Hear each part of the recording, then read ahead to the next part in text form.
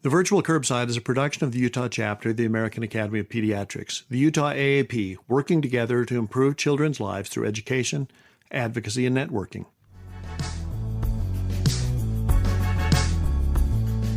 Hi, this is Paul Workus from the Utah AAP. Welcome to this week's edition of the Virtual Curbside, where we bring pediatric providers together with subspecialists to get smarter about all things pediatric and better acquainted as a community of caregivers.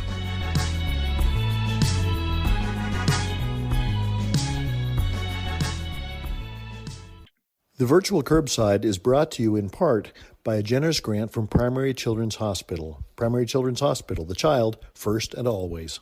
Welcome back to the Virtual Curbside. We're talking about spinal cord issues this week with Dr. Rajiv Iyer from the Department of Pediatric Neurosurgery at Primary Children's and University of Utah. Welcome back. Thank you so much for having me back. It's been delightful talking to you. I think you've got a gift for taking complicated things and making them so that I can understand them. And it's all about me and my feelings when it comes right down to it. Well, it's my pleasure to talk to you about these topics. They're really important to me. So thank you for choosing them to talk about. My measure has generally been that if you can make me understand it, I think just about anyone's going to be able to understand it. So that's a good thing. Have you developed any conflicts that you want to disclose, or do you feel pressed to disclose, or anything you just need to get off your chest today?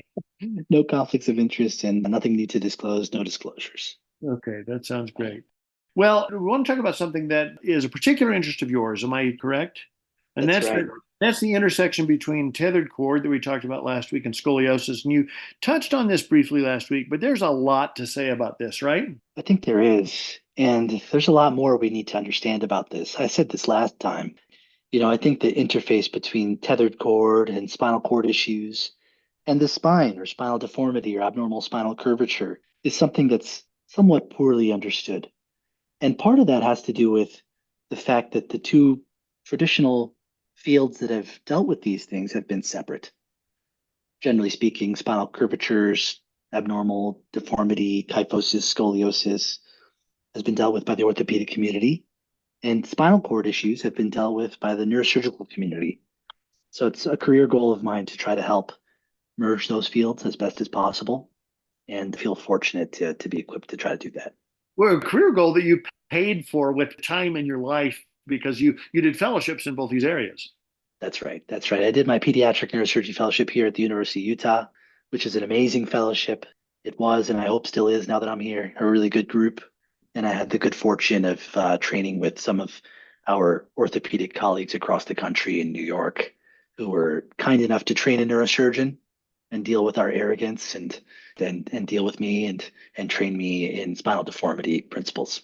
It is interesting that there are several areas of medicine, parts of the body that have joint ownership. And I think we're limited sometimes by the fact that we think about them differently. I think of, for instance, ENT issues and dentistry and, some other areas where we see things differently sometimes. And I think to integrate this is fascinating because I guess it's probably not too surprising that the spinal cord and the place where it lives, that there may be some overlap in what's going on in those two places. That's right. I agree. And it's a big part of our training, to be honest, as neurosurgeons.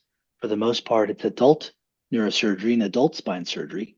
But I had the good fortune of training at places where I got a really good understanding of the anatomy of the spine, and it fascinated me so much. Three-dimensional principles of spinal surgery and spinal deformity and degeneration of the spine, biomechanically, it all really fascinated me. And so being able to enter a field where I can help treat kids and spinal disorders and also apply deformity principles, it's been so wonderful. Well, the pure mechanics of a several bone structure that supports upright living is kind of amazing. It is amazing. And I tell families that I encounter, whether it's just about low back pain or other principles, that your spine has to last your whole life. There's no spine transplant out there. There are fusion surgeries. We can help support your spine and help correct it, stabilize it.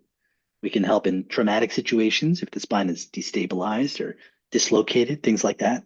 There are cancers we deal with, and there are kids with spina bifida, right? And so I think it's important to apply all these principles to have that patient have the most lasting quality of life as it relates to their spine, which is one of the things that leads to the most deterioration in quality of life if it goes wrong.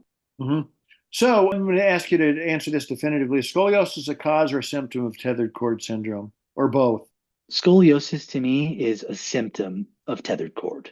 And I hope that answers your question and what you were getting at. Yeah. And it's less of a controversial thing than maybe it was 30 years ago, because a lot of our patients who were discovered to have scoliosis had spina bifida. Mhm. And the question is, what does their spinal cord have to do with that? And isn't it just that they develop scoliosis because of their underlying issue?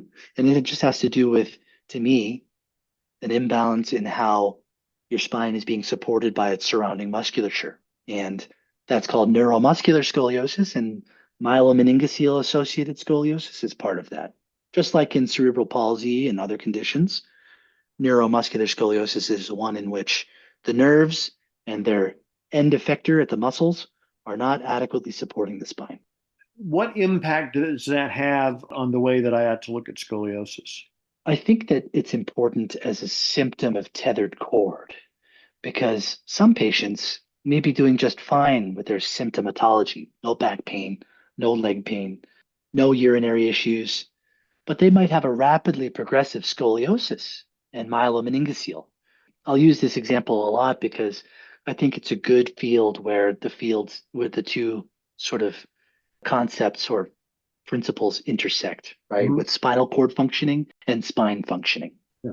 So it's a really good principle. And you might have a child who went from 60-degree curvature to 75. You said, why did they increase this much in the course of 4 months? And it's these malignantly progressive curvatures where I think we need to pay special attention to tethered cord, which might be a controversial statement. There's more to come with that. And it also relates to patients with, on the flip side, if you have scoliosis and tethered cord with a simple fatty phylum, and we thought this was an idiopathic scoliosis patient, whether it's a 14-year-old Mhm. female who got an MRI and was found to have a fatty phylum, what do you do with that patient? Should you still undergo the same type of scoliosis surgery? We've never known about this fatty phylum. Do they have tethered cord? Are they going to have urinary incontinence after a scoliosis surgery? And in general, the answer is no, because where I trained, and so I'm biased towards this practice, is that any patient that I treat with adolescent idiopathic scoliosis, if I'm going to perform a surgical reconstructive procedure on them, a posterior spinal fusion, or consider a neurovertebral body tethering or whatever it is, I'm probably getting an MRI on that patient because I like to know. I like to turn the stone over and check as to see what's going on with the spinal cord, even if it's an idiopathic syrinx that we find that we're not going to operate on, or a fatty phylum, or maybe we detect a Chiari malformation. So what do you do with that information? I think that's where the fields intersect and something that we're learning more and more about. And to be clear, what you're looking at with MRI is not just the section through the spinal curvature, but looking at the spinal cord generally Absolutely right. from top to bottom for things that may be both causative and complicating the That's exactly right. And complicating so process. the rate essentially of intraspinal anomalies is going to vary in the literature anywhere from 7 to 20%, more in congenital scoliosis, but we still see it in our idiopathic population. And so a child with a 50-degree curve detected to have a Chiari malformation, they might need treatment of that Chiari malformation, or they might say, hey, by the way, I've had these Valsalva headaches, and what's going on with that? There's the concept of treating tethered cord and helping the scoliosis. And that is something that has been reported in the literature in multiple studies. If you catch things at a certain time point, if you have a 60-degree spinal curvature, gravity is going to continue to collapse that curve, maybe 1 degree per year or more for the rest of that child's life. But if you have a 30-degree curve in a child who's got growth remaining, maybe you can alter the natural history of that curve by treating a tethered cord or a Chiari malformation. And that's what we're sort of honing in on in our field. Are there these windows of opportunity? And that's why it's important to treat scoliosis as a symptom of tethered spinal cord, especially rapidly progressive curvature of the spine. Let me make sure I've understood that. So if you're looking at a certain amount of scoliosis, a certain degree of scoliosis, that in some of these patients who may have been candidates for watch and wait, having some notion about whether there's a tethered cord is probably helpful then to know how successful watch and wait will be and how safe watch That's and right. I wait. agree with that. I think it's especially relevant in our congenital scoliosis patients who have a disorder of how their spine formed or segmented into each segment, because there is some data in our young patients. I was fortunate to be a part of some studies through the Pediatric Spine Foundation and Pediatric Spine Study Group, looking at whether if you do an earlier surgery on a detected tethering lesion, like a fatty phylum, does that alter the natural history of that curvature? And we think that there is some evidence for that, which is why I typically will get an MRI on the earlier side with my congenital scoliosis infants and toddlers, just to understand, right? Because the best thing you can do for a spine surgeon in that age bracket is to delay the need for surgery because the surgeries are fraught with issues. The hardware, the instrumentation that we have available is suboptimal for the very young child. By that you So mean the spinal column surgery, the that spinal column surgery, the spinal exactly, cord surgery may alleviate the need for the spinal column surgery. exactly, or at least stall it and delay it until a later point when the spinal deformity surgery becomes safer. Okay. What are the other issues that are going to make you think earlier? So obviously you think of it more with congenital scoliosis.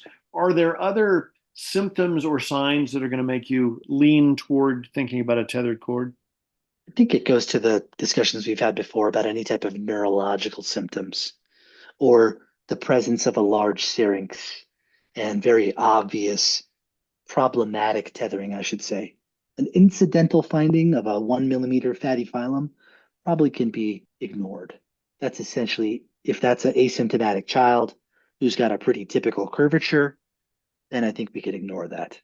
There is some evidence that says if you have a greater than 4 millimeter syrinx or fluid buildup in the spinal cord, then maybe your rate of having an electrophysiological issue during the spinal corrective surgery could be higher. That's everybody's biggest fear, right? Don't deal with the tethered cord, or say you didn't deal with it, then you go on to deal with the scoliosis or kyphosis or combination of the two. And then Mhm. in surgery, the surgeon has a complication, not because a screw went in the wrong spot or because some technical thing, but because the spinal cord got stretched out because you stretched the spine. And then that led to what's called a neurophysiological issue or an intraoperative neuromonitoring event. And so there's sort of a subset of patients that we think of as high risk. Some of them may have had a previous spinal cord tumor. Some of them may have a large syrinx. Some of them may have a complicated tethered cord. But each case is quite individual. We wouldn't necessarily go in and do some type of prophylactic surgery to treat the tethered cord or whatever pathology was discovered to make that spinal corrective surgery safer, if that makes sense. So my somewhat simplistic understanding of this is that in some ways you're feeling caution about doing the opposite of the spinal column shortening surgery you were talking about last week, that putting yourself in a position where you may have inadvertently stretched the spinal cord in. Yes, the spinal cord hates stretch, and a sick spinal cord hates being stretched even more. And so it also goes into what type of surgery are you doing? Let's say I have a patient with spina bifida who's got a 105-degree curve in their thoracolumbar spine. Sometimes I will actually remove a vertebra, which serves not only as a very powerful osteotomy to help correct their spine, but Mhm. it may also protect against tethered spinal cord and stretch of the spinal cord. And so if you're doing a corrective surgery with a very powerful shortening osteotomy, that's where sort of I've really enjoyed thinking about this problem because there's not a lot of great guiding literature on this topic, but it's something that we've thought about a little bit more in our spina bifida population. And definitely the kids who are presenting with scoliosis and back pain or scoliosis and any urologic problem, we definitely should be thinking about the intersection there. Absolutely. And atypical findings, right? A leftward curve. Some people would say a male patient, hyperkyphosis or a forward bend that's quite accentuated. This gets into some of the technical details, but obviously hyperreflexia or neurological symptoms, any of those types of things really warrant, I think, further investigation with advanced imaging. Let me ask a little bit more about something you just talked about. We deal with kyphosis, mostly it feels like as a posture issue. Yeah. When should kyphosis suggest that I should be thinking about a neurosurgical problem? I think a severe kyphosis or significant back pain or a progressive kyphosis. And so when there's any doubt, I think it's worth getting an x-ray and finding out exactly what's going on. But Mhm. there's a specific condition called Scheuermann's kyphosis, which we think of as a osteodiscitis that leads to multiple mid-thoracic vertebrae that are wedged. Mhm. And sometimes that leads to very severe curvatures. And even it's rare, but potentially neurological issues. It's Okay. very rare. That's not the norm at all.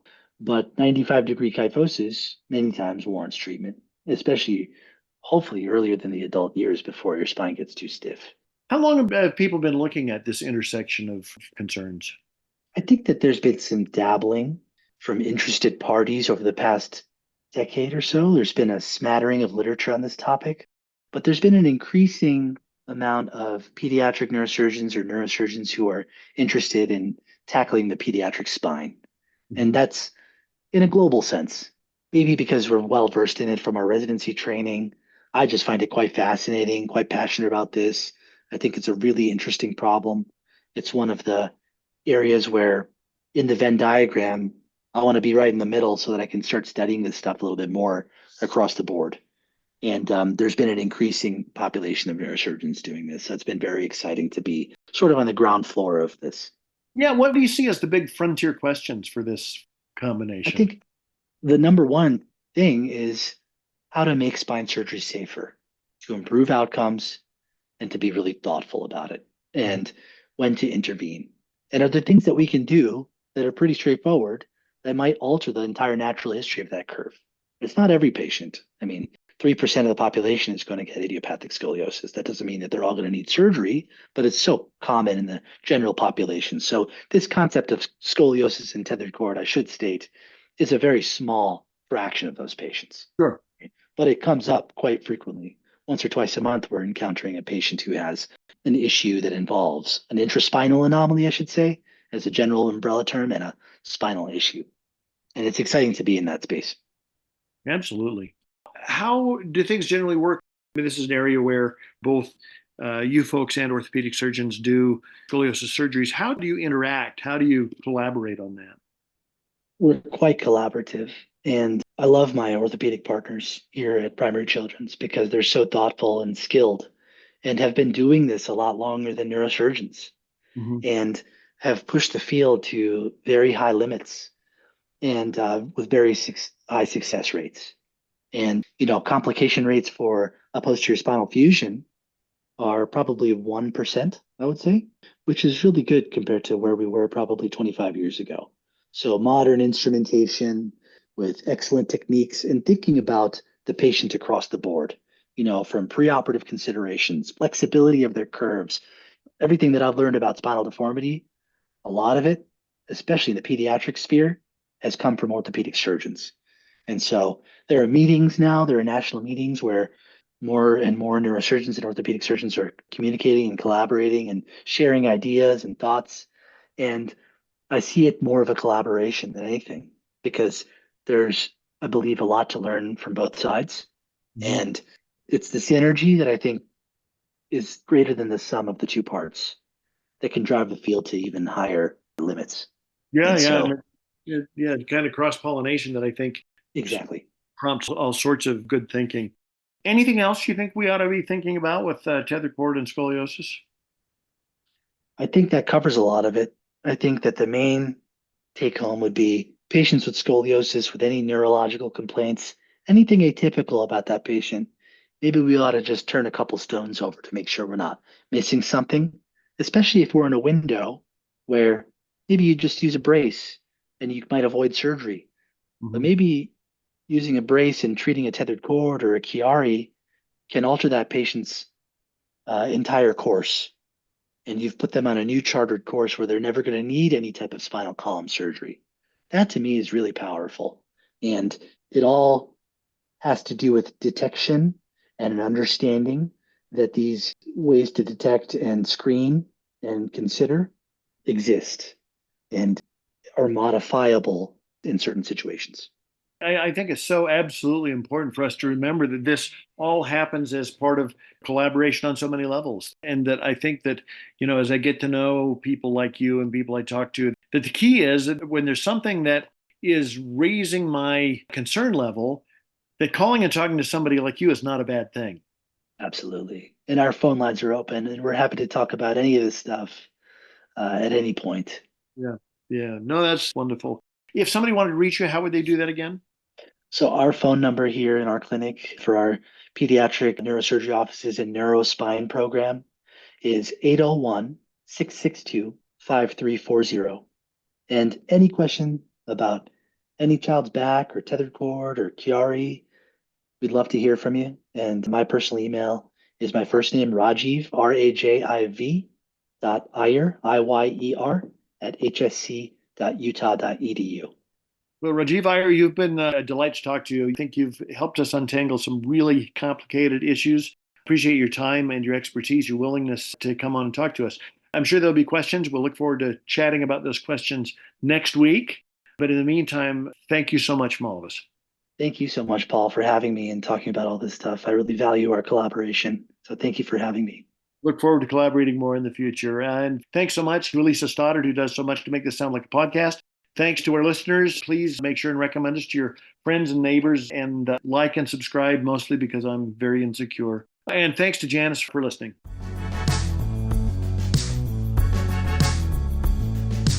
Thanks for joining us. We look forward to getting together again next time. The virtual curbside is available on iTunes or wherever you find your other favorite podcasts. Be sure to like us and subscribe. We want you to like us both because we're needy that way and because that will help other listeners like you find us. Check out our website, vcurb.com, for supporting materials, schedules, and other great stuff. The Virtual Curbside is an educational production of the Utah chapter of the American Academy of Pediatrics. The opinions expressed in this podcast, while carefully considered, are ultimately the opinions of the presenters and not necessarily of the American Academy of Pediatrics or our employers. And remember, the content of this podcast shouldn't be seen as a substitute for seeking actual personal medical care. If this is an emergency, hang up and dial 911. Otherwise, schedule a visit with a caring healthcare provider to try to get to the bottom of your concerns. None of this could happen without Elisa Stoddard, our extraordinary executive director of the Utah AAP. Many thanks to Tim Cosgrove for his help on the website and logo design. Production design and editing thanks to Phil Workus, who also composed the theme music. See you next time.